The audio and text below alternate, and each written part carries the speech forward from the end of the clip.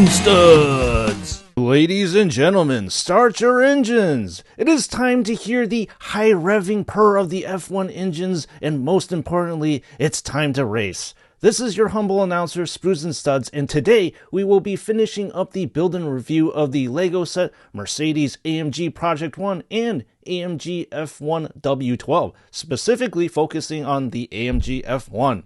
If you want to see my build and review of the Project 1, just click on the eye in the upper right hand corner of this video. So this set was released on March 1st, 2022 and has a total of 564 pieces. The cost for both of these cars is $29.99, which is a great value because one car only costs $15. The reason why I say this is a great value is because the cost for a standalone Speed Champion set is $20. Total build time of the F1 car will take around 35 to 45 minutes, which is about standard for all Speed Champion sets.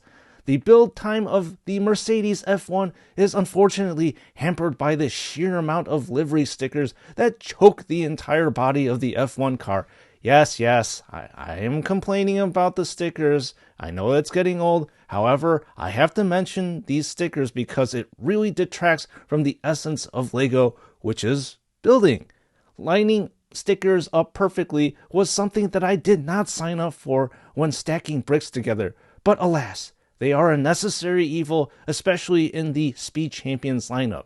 The F1 is an expensive supercar sport, so I understand that the sponsors would want their brand to be blasted everywhere. So how many stickers are on the F1 set, you ask? Well, my curious viewer, I am here to answer that question. In fact, there are 33 of them.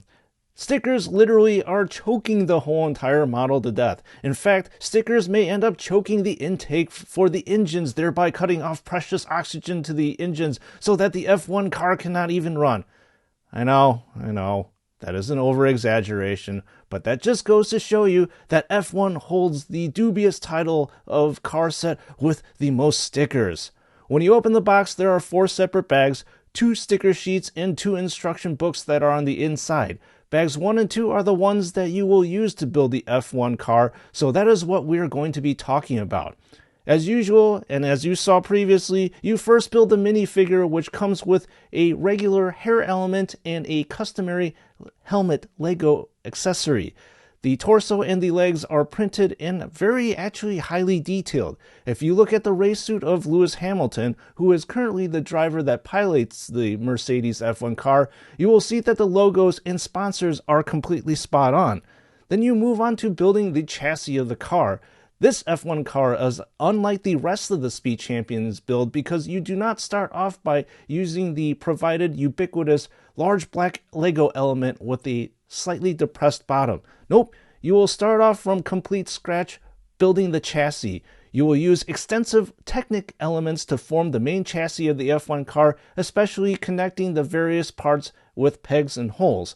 After the framework of the body is done, you start fleshing out the side panels using regular LEGO elements and then moving on to more decorative pieces on the center body. As soon as you exhaust all the pieces from bag 1, you will then move on to bag 2. In the first parts of bag 2, you will build the cockpit as well as the intake system of the F1 car.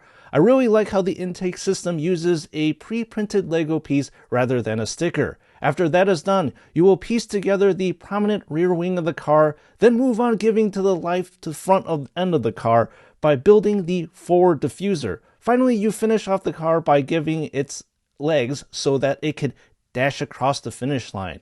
Eagle-eyed viewers may spot that the wheels are a little bit different. In fact, LEGO uses the same wheel element, however they use a pre-printed wheel cap to capture all the sponsors that are on the tire wall. This is a new one for me, and well, I like it a lot. In terms of real-life accuracy to the F1 car, the LEGO representation is a good one, but as you know, the representation does come up with a bunch of flaws, but none of them are, well, engine busting. The front diffuser of the F1 car actually has 3 separate blades and tiers, which I understand may be hard to represent on a model that's this size. However, you can see a more accurate representation on the Technic McLaren F1 due to the sheer size and piece count of that LEGO model. I do not want to get bogged down with all the negative detail, so I will genuinely say that this rendition of an F1 car looks very much like its bigger brother compared to the old Lego F1 car. The Mercedes F1 has proper ratios and proportions. To say it flatly, it just looks more accurate. What do you like most about the model? Let me know in the comments section, and I'm always willing to engage my viewers in a good conversation. This is Sprues and Studs again, and I hope you enjoyed the build, and as usual, race car fans, I will see you all in the next build.